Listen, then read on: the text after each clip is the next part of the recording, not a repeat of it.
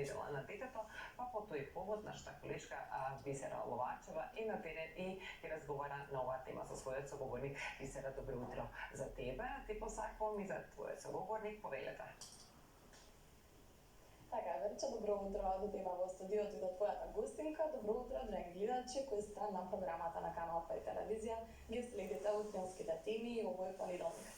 Да, токму така, Генералното собрание на Обединетите нации далечната 1954 година го означи 20 ноември Светски ден на детето, потсетувајќи ги родителите, но и возрастните за благосостојбата на децата, но и да се однесуваат кон нив како кон рамноправни членови. Јас се наоѓам тука во Медјаши, во живо, каде ќе позборувам со господата Јорданка малку повеќе на оваа тема, колку се почитуваат правата на децата кај нас во Македонија. Добро утро. Добро утро. Да ги запознаеме прво гледачите, но може би било децата кои што не следат по моментов, кои всушност се нивните права. Или барем дел од нив. Така, ајде вака ќе почнам. Ќе почнам со тоа што во изминатиот септември-октомври правевме едно истражување за потребите на изработка на една стратегија за унапредување на правата на децата. И меѓу прашањата секогаш во такви истражувања е и колку се запознаени самите деца за своите права. Она што е добро, да речам, во ова истражување споредено со предминатата и пред таа година, од 3 години поред ги правиме овие истражувања, е дека свеста постојано расте кај самите деца. Кога расте кај самите деца, значи дека и самите ќе си ги бараат и ќе се расте по принцип на синџир на алка, свеста и кај возрастните. Возрастните се тие што треба да ги обезбедат условите за да можат децата да ги почитуваат. За жал, нити кај нас, нити пак во глобални рамки се уште имаме услови каде што се почитувани сите права на децата. А едно право, сите права се подеднакво важни и не може едно право да постои без останатите, нити некој е поважно од некој помалку важно. Исто како што целиот наш организам за да функционира добро ги треба да ги има сите своји делови, така и со правата.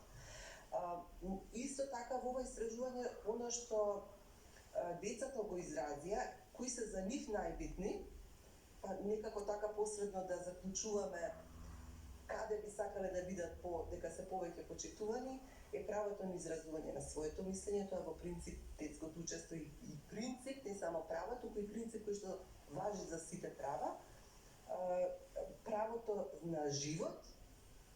Тоа е многу интересно зашто го кажуваат како најбитно во ситуацијата и правото за одзаштита и безбедност од насилство.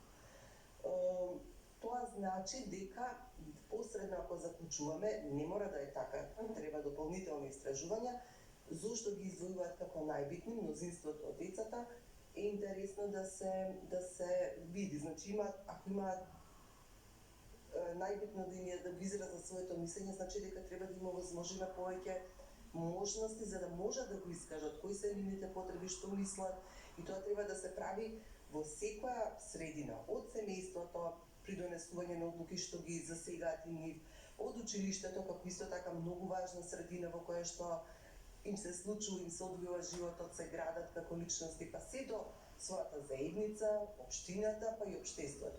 Дали сите овие ги почитуваат правата на децата кои што ги набраат институции, родители, училишта?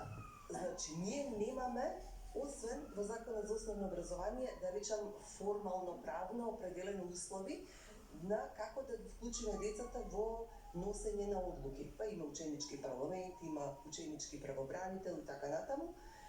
Уште во можеби не идеално, значи е нешто што имаш и такви прашања. Многу од децата не ни знаат која е улогата ни, дали имаат народен ученички правобранител во своето училиште. Тоа значи дека повеќе проформа може да биде едно толкувањето проформа постои, но сепак треба, мене и мило ми е што постои и ќе почне да се гради.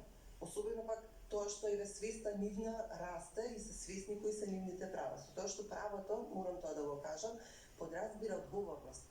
Ако го имам јас правото, го имаш и вие го имате и било кој од нас.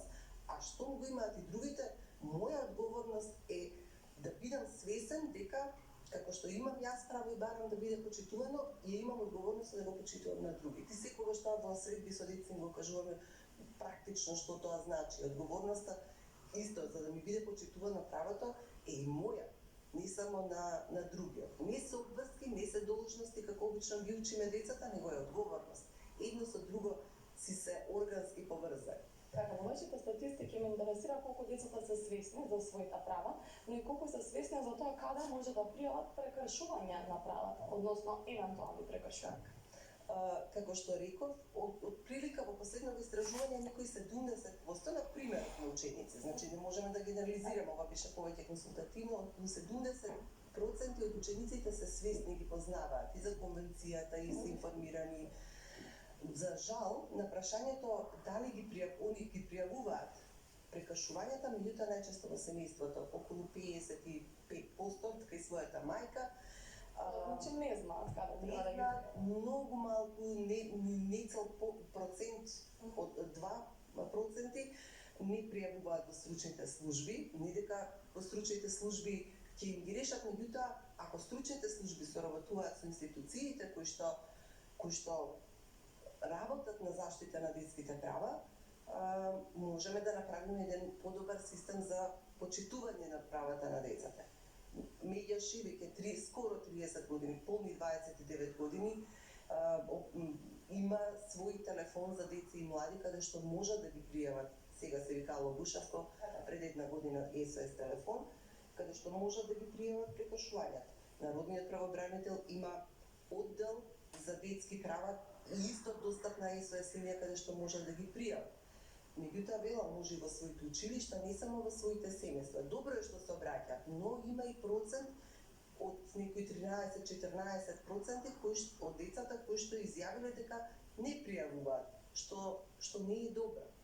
Затоа што кога нема, тоа значи дека тие деца не знаеме ни дали им се почитувани правата, ни кои права им се прекршени, се плашат, што не е добар сигнал за атмосферата во која што растат, без разлика каде. Го споменавте Ало Бушавко, може бројчето слободно да го кажеме, ева, доколку има некоја прекршување, па сака да пријава децата во моментот. Да. Која е линијата? И линијата за сега, за жал, не е бесплатна, како што беше пред повеќе од неколку години, 070 390 632 е бројчето, но имаат можност, има и веб страница alobushavko.mk, на која што имаат можност преку чет да младите можеби по-блиска им е писмената комуникација отколку по телефон да се јавуваат, или пак на имейл да се обратат alobushavko@childrensembassy.org.mk. Она што е добро е овој период од октомври па наваму некако имаме настани кои што ги истакнуваат правата на децата. Имавме во октомври недела на детето, цел месец, вклучително и ноември, ни доаѓаат ученици од повеќе основни училишта од град Скопје, кај што зборуваме за правата преку различни активности, презентации, после сите посети редовно добивавме, го промовирам и Ало Бушавко, ни се јавуваат, таа се деца од 3 до 5 одделение, баш тогаш кога ги учат своите права, што е добро, а таа Ало Бушавко страница, освен што нуди, некогаш може би и да прочиташ нешто, ќе ти биде доволно, значи нуди едукативни содржини, информативни содржини, кои што можат за различни проблеми, не мора да се само за прекршени права, него и се распределени според возрасти за деца до 12, адолесценти, има содржини за возрастните и така. Во интерес на времето, ова е навистина долга и комплексна тема која што треба да се разработи, да се вклучат и институциите, училиштата, па дури и родителите, да се направат истражувања и испитувања, но и да се регулираат за некои закони, како што кажавте вие, да им биде јасно на двете страни, за децата и за оние кои што се поинавно се свеќаваат со нив. Ве благодарам, честитам за неделата која што ја посветивте на децата. Ќе разговараме и друг пат, да не биде само кога е светски ден на детето или меѓународен ден на детето, да се гледаме и друг пат, да ги промовираме овие права. Ви благодарам и јас. И сакам, ние секогаш гледаме на 20 ноември оваа година, ние стигнавме да ги промовираме самите деца да кажат за тоа кои права, и ве охрабрувам и вас медиумите да им се обратите директно на децата за изворно да слушнете како ја перцепираат тие состојбата со почитување на нивните права. Ви благодарам за гостувањето, за поканата. Одлична идеја, мислам дека ќе треба да спроведеме кога се децата во прашање, затоа што го сакаме или најдоброто за нив. Благодарам уште еднаш, драги гледачи. Останете со нас, имаме уште неколку минути до крајот на Здраво Македонија, што проследите емисијата. Останете со Верче, јас се исклучувам од тука и